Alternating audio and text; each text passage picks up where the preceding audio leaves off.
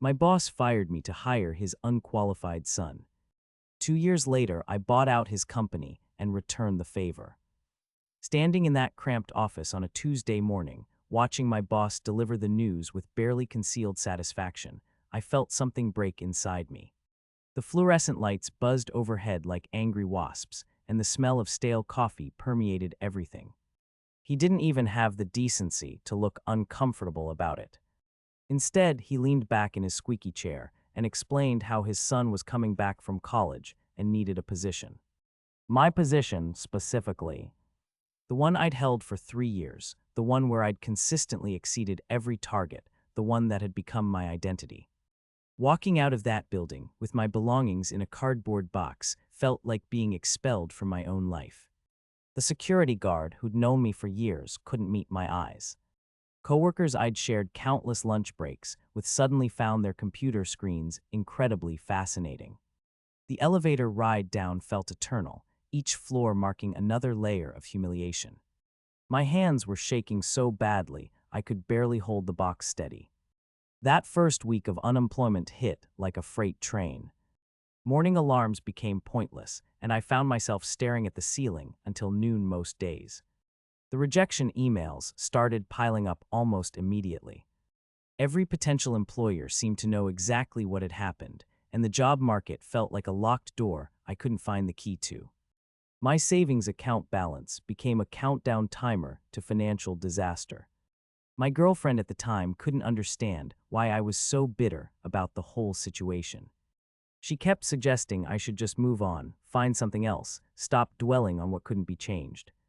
But she hadn't watched her replacement fumble through presentations I'd perfected. She hadn't seen years of dedication tossed aside for family connections. The resentment ate at me like acid, corroding everything it touched. Sleep became elusive, replaced by endless mental replays of every interaction with my former boss. I'd analyze conversations from months ago, looking for signs I'd missed. The way he'd dismissed my ideas in meetings suddenly made sense. The projects he'd reassigned without explanation. The gradual erosion of my responsibilities that I'd attributed to reorganization. It had all been leading to this moment. 3 months into my unemployment, something shifted.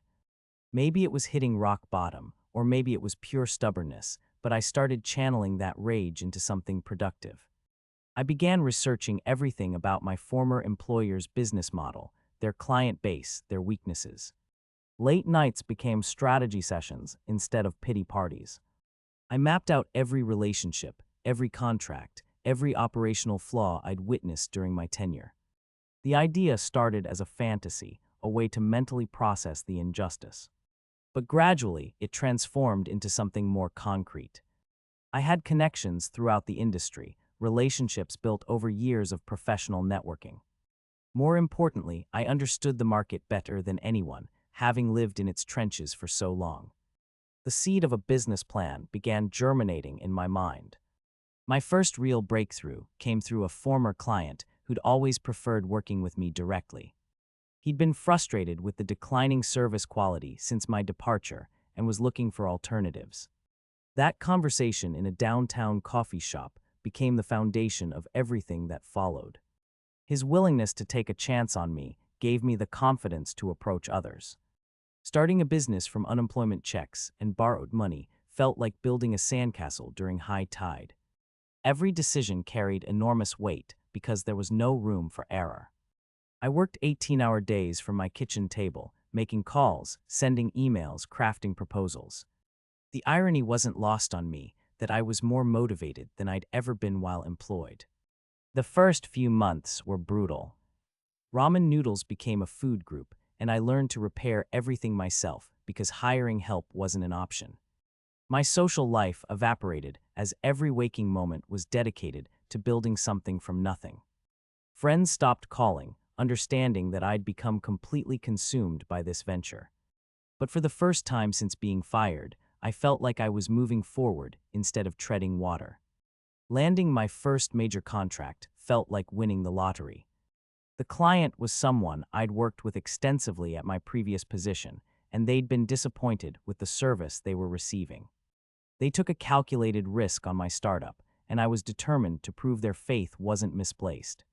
That contract became my proof of concept, demonstrating that my approach could work in the real world. Within 6 months, I'd assembled a small team of incredibly talented people who'd been overlooked or undervalued by larger companies. We were scrappy, hungry, and absolutely committed to proving ourselves. The dynamic was electric, completely different from the corporate environment I'd left behind. Everyone had skin in the game, and that shared investment showed in everything we produced. My former employer started losing clients around the same time I was gaining them. The boss's son, despite his college credentials, lacked the practical experience and relationship skills necessary for the role. Client complaints increased, and several major accounts began looking elsewhere. Word travels fast in any industry, and the reputation that had taken years to build was crumbling in months. The turning point came when I learned about my former company's financial struggles. They'd overextended themselves on a failed expansion, and the loss of key clients was creating a cash flow crisis.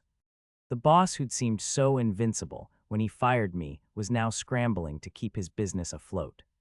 Market conditions had shifted, and his inability to adapt was becoming painfully obvious. I started hearing rumors about potential buyout offers, struggling competitors trying to acquire assets at discount prices. The company that had once seemed unshakable was now vulnerable, and I realized I might have an opportunity I'd never imagined. The fantasy of revenge was transforming into a realistic possibility. 18 months after starting my business, I was generating more revenue than I'd ever dreamed possible. The team had grown to 12 people, and we were handling contracts that my former employer could only dream of. Our reputation for excellence and innovation was spreading throughout the industry. More importantly, I'd built something that was truly mine. The conversation with my lawyer about acquiring my former employer felt surreal. Numbers that had once seemed impossible were now within reach. The due diligence process revealed the extent of their financial distress, and I realized the buyout might actually be a bargain. Their desperation was palpable, and I found myself in a position of strength I'd never experienced. My former boss's expression, when I walked into his office as a potential buyer, was worth every sleepless night I'd endured. The man who dismissed me with casual indifference was now forced to pitch his failing business to me. His hands shook slightly as he outlined the terms, and I could see the recognition dawning in his eyes. The power dynamic had completely reversed. The negotiations were professional, but charged with unspoken history. He tried to maintain his dignity while essentially begging me to save his life's work. I kept my emotions in check, focusing on the business aspects rather than the personal satisfaction. But internally, I was savoring every moment of this unexpected reversal of fortune. Closing day arrived with all the ceremony of a funeral. The papers were signed in the same conference room where I'd once presented quarterly reports to people who'd never valued my contributions. The irony was so thick you could cut it with a knife. The business that had rejected me was now mine, along with all its assets, contracts, and employees. Walking through the office as the new owner felt like stepping into an alternate reality. The same fluorescent lights buzzed overhead, but now they illuminated my domain. Former coworkers who'd avoided eye contact during my departure now approached with nervous smiles and congratulations. The security guard who'd watched me leave in shame now held the door open with genuine respect. My first executive decision was perhaps predictable but absolutely necessary. The boss's son, who'd been struggling in the role that should have been mine, was terminated immediately. I offered him a generous severance package and a positive reference, which was more consideration than his father had shown me. There was no pleasure in the firing itself, just a sense of justice finally being served. The integration process was complex but rewarding. Merging two companies required careful planning and execution, and I threw myself into the challenge with characteristic intensity. Some employees were worried about their futures, but I tried to reassure them that competence and dedication would be rewarded. The culture I'd built in my startup began permeating the larger organization. My former boss handled the transition with more grace than I'd expected. He stayed on as a consultant for 3 months, helping with the transition and sharing institutional knowledge.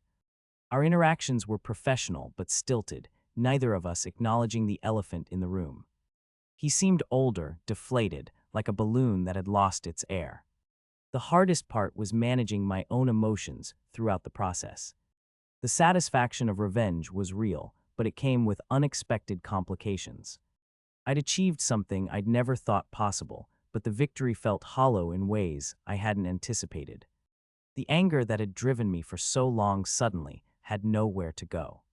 6 months after the acquisition, the combined company was thriving beyond all expectations. We'd retained most of the valuable employees, improved operational efficiency, and expanded our service offerings. The market responded positively to our enhanced capabilities, and new opportunities kept presenting themselves. What had started as a revenge fantasy had become a legitimate business success. The personal cost of this journey was significant. The girlfriend who'd told me to move on had long since moved on herself.